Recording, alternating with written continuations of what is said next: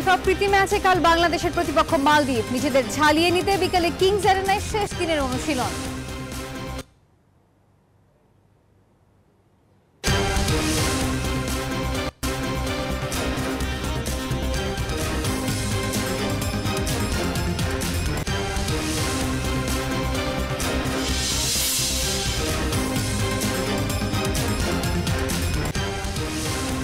গুরবাজার সেঞ্চুরিতে বাংলাদেশের বিপক্ষে সিরিজ জিতল আফগানরা। ইনজুরির কারণে দেশে ফিরছেন শান্ত এবং চ্যাম্পিয়ন্স ট্রফিতেও শান্তকে ক্যাপ্টেন হিসেবে দেখতে চান আকরাম খান। ক্রিকেটের স্বার্থেই সাকিবকে বিশ্ব আসরে দলে রাখার পক্ষে সাবেক অধিনায়ক।